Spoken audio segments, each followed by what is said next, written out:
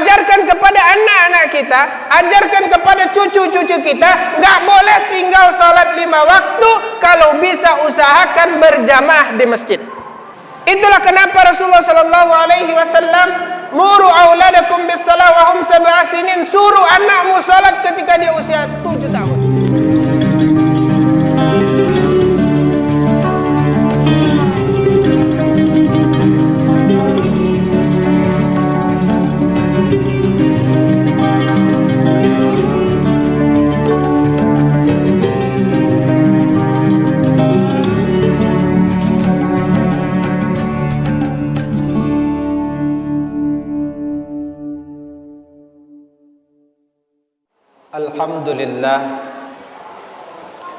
Alhamdulillahi Rabbil Alamin, alladzi nahmaduhu wa nasta'inuhu wa nastaghfiruh wa na'udzu billahi min syururi anfusina wa min sayyiati a'malina. May yahdihillahu fala mudilla lahu wa may yudlilhu fala hadiya lahu. Asyhadu an la ilaha illallah wahdahu la syarika lahu wa asyhadu anna sayyidana Muhammadan abduhu wa rasuluh. Allahumma salli wa sallim ala sayyidina Muhammad wa ala alihi wa sahbihi wa man tabi'ahu bi ihsanin ila yaumiddin, amma ba'du. Fa ya ayyuhal hadirun, usikum wa nafsi bi taqwallah, ittaqullaha haqqa tuqatih wa la tamutunna illa wa antum muslimun. Faqala Allah ta'ala fil Qur'anil Karim, na'udzu billahi minasy syaithanir rajim. Bismillahirrahmanirrahim. Wal yakhshal ladzina law taraku min khalfihim dzurriyyatan di'afa khafu 'alaihim falyattaqullaha wal yaqulu qawlan sadida. Shadaqallahul azim. Kaum muslimin sidang jamaah Jumat rahimakumullah. Alhamdulillah, kita senantiasa bersyukur kehadiran Allah Subhanahu wa taala atas berkat rahmat, karunia, hidayah, inayah dari Allah Subhanahu wa taala. Kita dimudahkan untuk melangkahkan kaki kita menuju masjid yang kita cintai ini dalam rangka untuk melaksanakan salat Jumat secara berjamaah. Mudah-mudahan ibadah Jumat kita kali ini merupakan salah satu ibadah Jumat terbaik dan dibalasi oleh Allah dengan pahala yang berlipat ganda hendaknya, amin ya rabbal alamin. Allahumma salli ala sayyidina Muhammad wa ala ali sayyidina Muhammad. Kita senantiasa berselawat kepada baginda Nabi sallallahu alaihi wasallam beserta keluarga beliau, para sahabat beliau, dan orang-orang yang senantiasa mengikuti sunnah dan ajaran beliau. Mudah-mudahan kita yang hadir di masjid ini, anak-anak kita, orang tua kita, orang-orang yang kita sayangi, semuanya nanti di yaumil akhir diberikan syafaat oleh baginda Nabi hendaknya, amin ya rabbal alamin. Kaum muslimin sidang jamaah Jumat rahimakumullah. Setiap muslim yang baik, setiap kita pasti punya satu cita-cita besar. Di antara banyak cita-cita besar yang diimpikan oleh manusia, salah satu yang terbesar itu adalah keinginan untuk mendapatkan anak yang soleh dan solehah. Kenapa begitu? Karena kalau ditanya hari ini, setiap orang tua, apa cita-citamu menikah, itu alasannya apa? Pasti jawabannya satu saja. Saya ingin mendapatkan anak yang soleh dan solehah. Saya ingin kalau nanti saya mati, kalau nanti saya meninggal dunia, anak sayalah yang menyolatkan saya. Anak sayalah yang mengapani saya. Anak sayalah yang menerima saya dan memasukkan saya ke liang lahat saya. Itu cita-cita dari seorang muslim. Coba tanya diri kita hari ini, apa tujuan menikah kalau bukan untuk mendapatkan seorang anak yang soleh dan solehah? Belum lagi sabda Rasulullah sallallahu alaihi wasallam, "Idza mata ibnu Adam inqata'a amaluhu." Kalau anak Adam itu sudah meninggal dunia, kalau manusia itu sudah meninggal dunia, terputus amalannya. Kecuali 3 perkara. Salah satunya waladun salihun yad'u bih. Anak yang saleh yang senantiasa mendoakan kedua orang tuanya. Anak soleh itu luar biasa. Suatu ketika Imam Haris Al-Muhasibi, beliau sudah meninggal dunia. Ada seorang bermimpi dengan beliau. Bermimpi bertemu dengan Imam Haris Al-Muhasibi. Dalam mimpinya ini, laki-laki ini bertanya kepada Imam Haris Al-Muhasibi, "Wahai Imam Haris, apa yang engkau dapatkan setelah engkau meninggal dunia? Apakah Allah memberikan janjinya kepadamu?" Maka kemudian Imam Haris menjawab, "Alhamdulillahi Rabbil Alamin." Dalam mimpi itu Imam Haris Al-Muhasibi mengatakan, "Alhamdulillahi Rabbil Alamin, aku terima semua janji-janji dari Allah. Allah jadikan kuburanku bagian dari taman-taman surga. Aku dapat menikmati indahnya di dalam kubur." Maka kemudian laki-laki ini kembali bertanya kepada Imam Haris dalam mimpinya, "Wahai Imam, bertemukah engkau dengan Imam Ahmad bin Hanbal?" Maka kemudian Imam Haris berkata, "Hayhata hayhata. Ahmad bin Hanbal jauh di atasku. Aku ini jauh di bawah Ahmad bin Hanbal. Derajatnya di sisi Allah Subhanahu wa taala." Maka kemudian laki-laki itu berkata, "Apa karena ilmunya Ahmad bin Hanbal?" Maka kemudian Imam Haris menjawab, Bukan karena ilmunya Ahmad bin Hanbal jauh, beliau ditinggikan oleh Allah. Tetapi Ahmad bin Hanbal mempunyai seorang anak yang saleh, yang senantiasa mendoakan beliau, yang senantiasa menjadikan ladang pahala untuk beliau, sehingga beliau ditinggikan di sisi Allah Subhanahu wa taala, sedangkan aku tidak menikah dan tidak punya anak yang saleh. Dalam mimpi itu kita temukan kesimpulan Imam Ahmad bin Hanbal jauh tinggi posisinya di sisi Allah Subhanahu wa taala karena ia mempunyai anak yang saleh. Maka karena itu setiap kita harus punya cita-cita untuk mempunyai anak yang saleh dan salehah. Kalau enggak anak saleh dan salehah, cucu yang saleh dan salehah. Kalaupun kita enggak punya anak, enggak punya cucu, kita berusaha menjadikan anak orang lain saleh dan salehah. Setidaknya bukan anak nasab kita, tapi kita bisa menjadikan mereka sebagai anak kita. Untung-untung mereka menjadi ulama. Kalau mereka menjadi ulama, maka insya Allah kita akan kecipratan sampai berapapun, apapun yang mereka lakukan, kita dapat kecipratannya. Maka mimpi terbesar, lahirkan anak yang saleh dan salehah. Tetapi untuk menciptakan seorang anak yang saleh dan salehah, itu butuh perjuangan yang luar biasa. Tidak mudah. Tidak gampang mendapatkan anak yang saleh dan salehah. Karena itu pada kesempatan siang yang berbahagia ini, khatib memberikan 3 tips agar kita bisa mendapatkan anak yang saleh dan salehah. Yang pertama, tekankan kepada anak kita, ajarkan kepada anak kita salawatul khamsah, salat 5 waktu enggak boleh tinggal. Ini penting.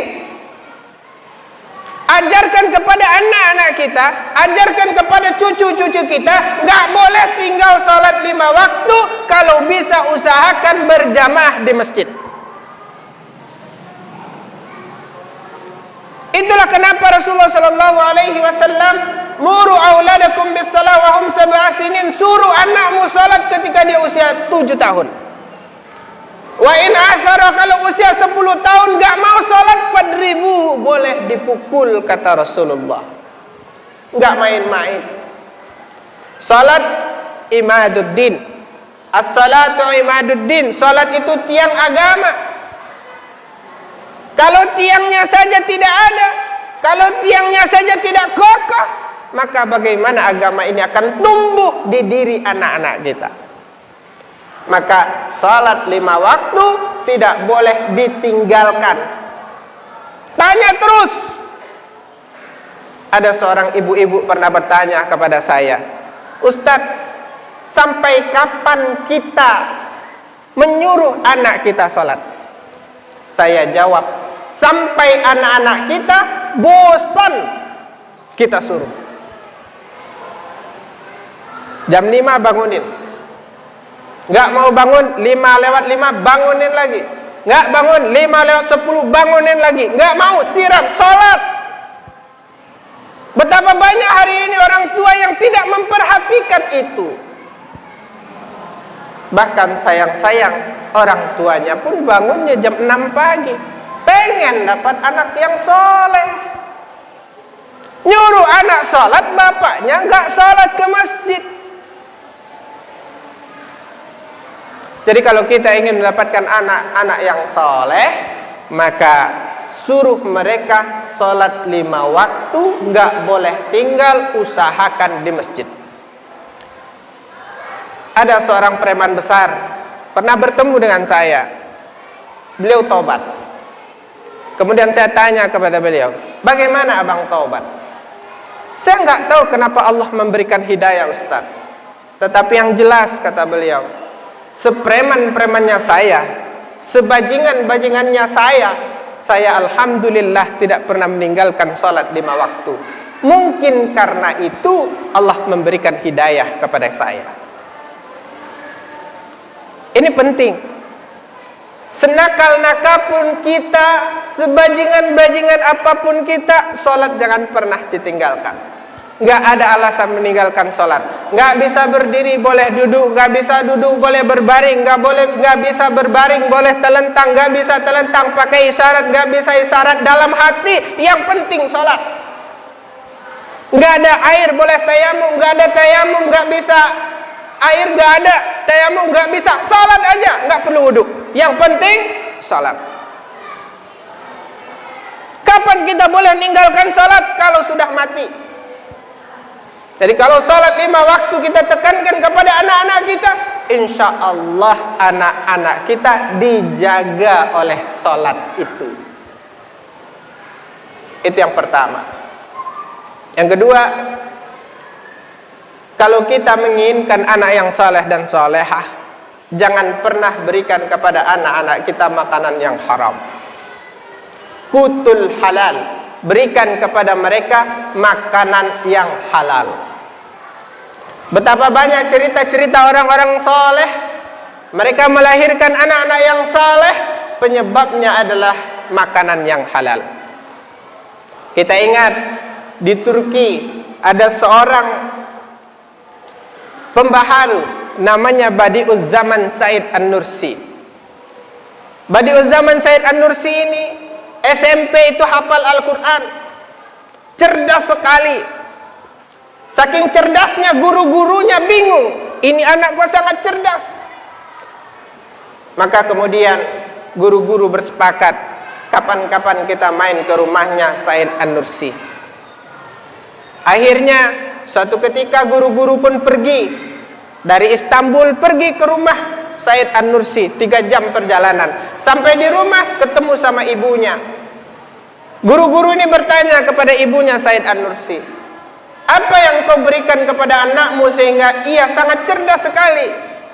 Maka kemudian ibunya berkata, enggak ada yang kami lakukan.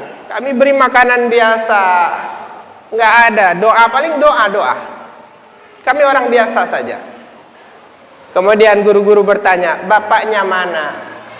Ibunya menjawab, bapaknya mengembala sapi. Sekitar setengah jam perjalanan dari sini. di tengah padang. Ya sudah, kami ingin ketemu sama bapaknya. Akhirnya guru-guru pergi ke tempat bapaknya mengembala sapi. Sampai di sana bercerita, ngobrol, "Wahai bapak, apa yang kamu berikan kepada anakmu? Apa tipsnya? Anakmu sangat cerdas." Maka kemudian bapaknya berkata, "Enggak ada." Nama bapaknya Mirza bin Ali, seorang petani. Maka kemudian si bapak berkata, "Enggak ada." Sore datang. Ketika sore datang, apa yang dilakukan oleh bapaknya? Sapinya lebih dari 100 ekor. Dia lakban mulut sapinya satu-satu. Dilapan sama si bapak ini. Maka kemudian guru-guru kaget, tercengang. "Ini kenapa engkau lakban, wahai bapak?" Maka dijawab oleh si bapak dari Said An-Nursi, "Saya tidak ingin ketika nanti saya bawa, saya giring sapi ini ke rumah, di tengah perjalanan dia menjangkau tumbuhan orang lain, memakan rumput orang lain yang itu tidak halal untuk makanan binatang saya, sapi saya, yang nanti ini sapi saya ambil susunya, saya berikan kepada anak saya." Luar biasa. Dia menjaga makanan sapinya sampai dia laban mulut sapinya. Luar biasa. Begitu dia menjaga makanan untuk anaknya, untuk istrinya, sehingga lahirlah Badi'uz Zaman Said An-Nursi yang sangat terkenal sampai hari ini. Makanan yang halal. Makanya Rasulullah SAW mengatakan, "Ma nabata minal haram maq'aduhu finnar." Sesuatu yang tumbuh dari yang haram, tempatnya di neraka. Cerita yang lain, kita kenal dengan Abu Muhammad Al-Ma'ali, seorang ulama besar, ya, seorang ulama besar, seorang ulama fikih Syafi'i. Suatu ketika beliau ingin mendapatkan seorang anak yang saleh, yang alim, maka kemudian dia mencari seorang budak yang sangat bertakwa. Dia beli itu budak, dijadikan istrinya. Kemudian dia katakan kepada istrinya, "Wahai istriku, kamu akan saya nikahi kemarin, tapi syaratnya satu. Tidak boleh memakan makanan kecuali apa yang saya berikan." Istrinya menjawab, "Siap." Maka kemudian tidak lama setelah itu istrinya hamil, melahirkan. Maka kemudian Imam Abu Muhammad Al-Ma'ali berkata kepada istrinya, "Jangan kau berikan apapun kepada anak kita kecuali susumu dan apa yang saya berikan. Karena apa yang saya berikan insya Allah halal." Maka kemudian singkat cerita, itu dipatuhi oleh istrinya. Suatu ketika ada teman istrinya datang, anaknya nangis, nggak mau anak ini menyusu kepada ibunya. Maka karena kasihan teman dari ibunya ini menyusukan itu si anak. Pulang-pulang istrinya berkata kepada Abu Muhammad Al-Ma'ali, "Tadi sahabatku datang, anak kita nangis, nggak mau aku susukan, akhirnya temanku menyusui dia." Apa kemudian kata yang dilakukan oleh Imam Abu Muhammad? Dia ambil anaknya, dia congkel lidahnya. Dia tidak mau sesuatu yang gak jelas halal haramnya masuk ke dalam mulut anaknya. Tahu siapa akhirnya anak itu? Anak itu menjadi ulama besar, namanya Abu Al-Ma'ali, Abu Ma'ali, yang digelar dengan Imam Haramain, atau guru dari Imam Al-Ghazali dan Imam Al-Khawafi. Coba bayangkan. Ulama itu terjadi karena dijaga makannya oleh bapaknya, oleh ibunya. Maka kalau kita ada mendapatkan sesuatu yang haram, jangan pernah diberikan kepada anak dan istri kita. Sesuatu yang di anak kita nakal hari ini bisa jadi disebabkan karena makanan yang diberikan oleh orang tuanya. Maka jagalah makanan yang kita berikan kepada anak-anak kita, maka insya Allah kita mendapatkan anak-anak yang saleh. Yang ketiga, ini yang utama hari ini, jangan pernah mencaci maki ulama, muliakan ulama. Kalau kita ingin anak kita menjadi anak yang soleh, apalagi anak kita ingin menjadi anak, mempunyai anak yang ulama, maka jangan pernah mencaci ulama, muliakan ulama. Betapa banyak hari ini Dalam cerita-cerita kita dengar, ya kan, ulama-ulama besar yang bapaknya adalah petani, bapaknya tukang jahit. Kita ingat Imam Al-Ghazali, bapaknya itu pemintal wol, bukan penjahit, pemintal wol. Tapi kenapa anaknya bisa menjadi ulama? Karena kita tahu dalam sejarahnya bapaknya Imam Al-Ghazali sangat memuliakan ulama. Di Madura ada namanya Kiai Ghazali juga. Ya, Kiai Ghazali melahirkan 5 orang anak bapak dari Kiai Mursyid Al-Ghazali. Tahu siapa dia? Beliau adalah seorang anak petani, tapi petani itu sangat memuliakan ulama. Jadi kalau kita ingin mendapatkan seorang anak yang saleh, mendapatkan anak yang ulama, maka muliakan ulama. 3 ini saja untuk sementara kita lakukan dalam kehidupan kita. Kita jaga salat anak kita jaga makanan anak kita muliakan ulama. Insya Allah kita melahirkan anak-anak yang soleh dan usolehah, dan mudah-mudahan bahkan ada di antara anak kita atau cucu-cucu kita yang menjadi ulama hendaknya. Amin ya rabbal alamin. Barakallahu li wa lakum fil Qur'anil azim wa nafa'ani wa iyyakum bima fihi minal ayati wa dzikril hakim wa taqabbalallahu minni wa minkum tilawatahu innahu huwas samiul alim.